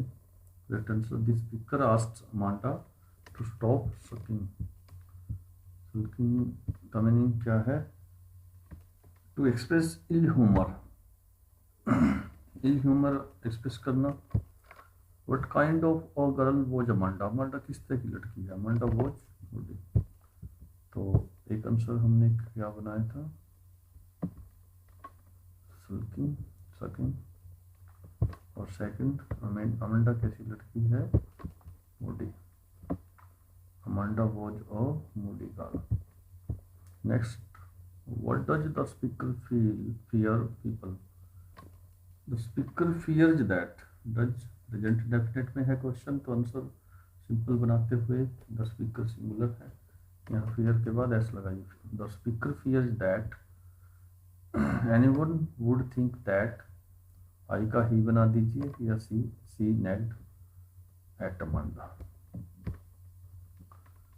Find words from the stanza which mean the same as. देखिए, गेटिंग बैड टेम्पर्ड का क्या है? Getting bad tempered moody. और देखिए क्वेल्ड का क्या है? नेग्ड. क्वेल्ड का मीनिंग लड़ना. मैं तुम्हारे पे लड़ूंगी अमांडा, लड़ूंगा. रॉबिन क्लेन की पोएम है यह. Question number 9. Answer in about 50 words. What is the central idea of the poem animals. Animals poem का सेंट्रल आइडिया बताइए. 5 मार्क्स का आएगा यह question. This question carry 5 marks. The poet tells us that he feels more comfortable with animals than humans. Poet हमें ये बतलाता है कि वह मनुष्य की बजाय, मनुष्यों की अपेक्षा जानवरों के साथ अधिक कंफर्टेबल फील करता है. Animals are calm and self-contained. Animal शांत होते हैं, सेल्फ कंटेंट होते हैं. They do not cry about their condition. अपनी स्थिति के बारे में वो नहीं चिल्लाते, सोते नहीं. They do not lie awake in the dark and weep for their sins. वो अंधेरे में जागते हुए नहीं लेटे होते और अपने पापों के लिए नहीं रोते. They do not discuss their duty to God. ईश्वर के प्रति, परमात्मा के प्रति अपने कर्तव्य को निभाने में वो डिस्कस नहीं करते. Animals are different from human beings. Animals human beings से अलग तरह के होते हैं। In the world of animals all are equal. जानवरों के संसार में सभी एक समान होते हैं। They do not kneel to another as humans do. जैसा इंसान करते हैं, दूसरों के सामने घुटने नहीं टेकते। They are happy and content. वो संतुष्ट और खुश हैं।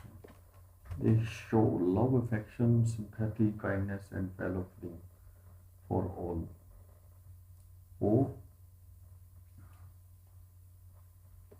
अपने साथियों के प्रति दोस्ती का व्यवहार, दयालुता, सहानुभूति, स्नेह और प्यार दर्शाते हैं। The poet says that. Poet कहता है कि he had all these questions, sorry, he had all these qualities। उनमें वो सारी क्वालिटीज हैं, उनमें वो सारे गुण थे, उनमें वो सारी क्वालिटीज थी। तो यह सिलेबस से डिलीटेड है। एडन रिच की पोएम द ट्रीज। मैं यहाँ मार्क कर देता हूँ, कट कर देता हूँ। यह सिलेबस से डिलीट पोएम है। Question number 10, answer any of the following questions. What is the fog compared to? What does it look over? Fog की तुलना किससे की है? The fog is, the fog को सब्जेक्ट बना लीजिए, टी कैपिटल कीजिए। The fog is compared to a cat। Answer smoothly और इजली दीजिए। क्वेश्चन में से ही आंसर बनाइए और कुछ जोड़िए। आपका क्वेश्चन तैयार और अच्छा लिखिए। What does it look over? It looks over the harbor। वह हार्बर को देखती है।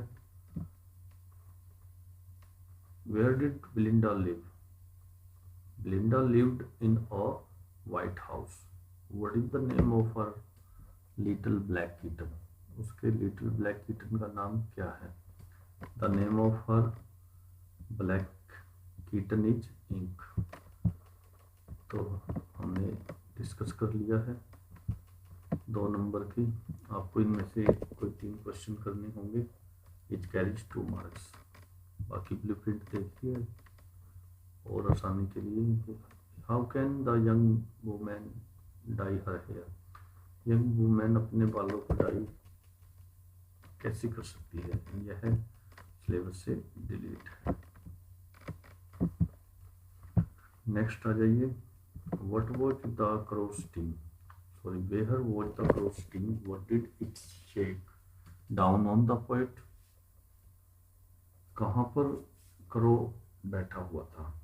कौवा कहाँ बैठा हुआ था? What did it shake down on the poet? Poet के ऊपर इसने क्या गिराया था?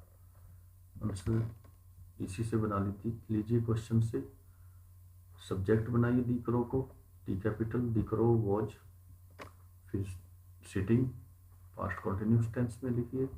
The crow was sitting on a hemlock tree. एक हेमलॉक ट्री पर बैठा हुआ था crow. What did it shake down on the poet? It did plus verb की फर्स्ट फॉर्म। जब सिंपल सेंटेंस बनाओगे तो अंडरस्टूड है वर्ब की सेकंड फॉर्म बन जाएगी। शेक की सेकंड फॉर्म क्या है? Shook. It shook down dust of snow. बीच में जोड़ दीजिए डाउन के बाद डस्ट ऑफ स्नो। पोएम का नाम आगे क्वेश्चन से ही आंसर चुरा दीजिए। It shook down dust of snow on the poet. सिर्फ बीच में क्या डाला है? Dust of snow. और शेक की सेकंड फॉर्म बनाई है।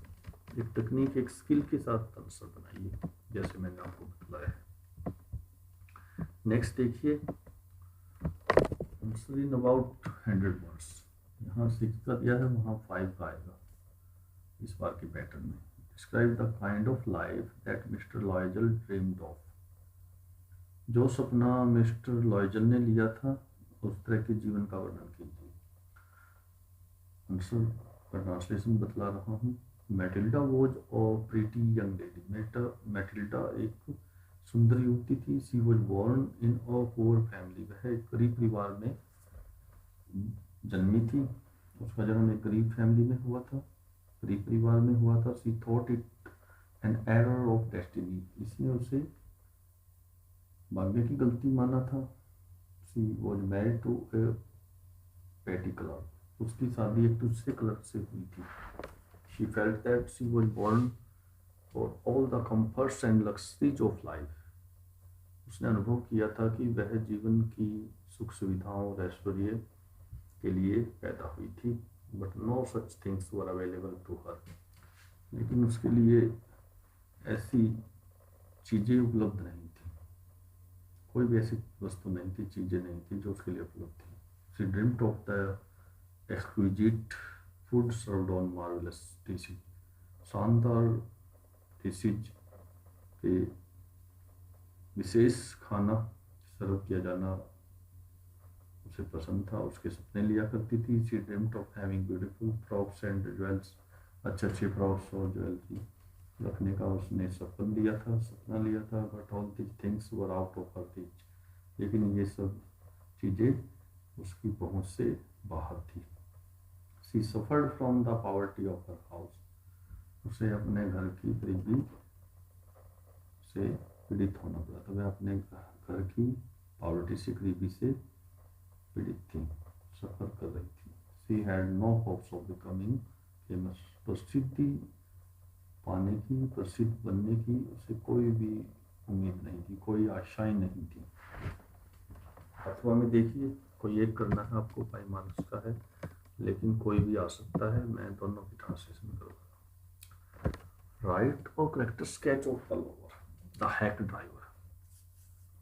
लॉवर वकील का चरित्र चित्रण कीजिए, किससे है? यह है हैक ड्राइवर से। The lawyer himself is the narrator of the story, the hack driver. Hack driver कहानी का नरेटर खुद लॉयर होता है, वकील होता है। He is a junior assistant clerk in a law firm, कानून कंपनी में यह एक जूनियर सहायक क्लर्क है, लिपिक है। His duty is to serve summon deliver करना इसकी ड्यूटी है, सम्मन देना इसका कर्तव्य है, ड्यूटी है। ही does not like his job and the city life, वह शहरी जीवन और अपनी नौकरी को पसंद नहीं करता। Once his company sends him to New Million to serve summons on a man named Oliver Lutkins, एक बार उसकी कंपनी ने उसे ओलिवर लुटकिंस नाम के एक व्यक्ति को सम्मन देने के लिए, सम्मन सर्व करने के लिए न्यू मिलियंस भेजा था। एक बार उसकी कंपनी उसको कहाँ भेजती है? न्यू मिलियंस, ओलिवर लुटकिंस को नाम के व्यक्ति को सम्मन देने के लिए। At this the lawyer feels very happy, इस बात पर लॉयर बहुत ही खुशी महसूस करता है। Because he likes village life very much, क्योंकि वह ग्रामीण जीवन को बहुत पसंद करता है। He meets Lutkins at the railway station, वह रेलवे स्टेशन पर लुटकिंस को मिलता है। But he does not recognise him, लेकिन वह उसको पहचानता नहीं। He is much impressed by Lutkins, वह लुटकिंस से बहुत ही प्रभावित है। ही ट्रस्ट्स हिम कम्प्लीटली, वह उस पर पूरी तरह से विश्वास कर लेता है।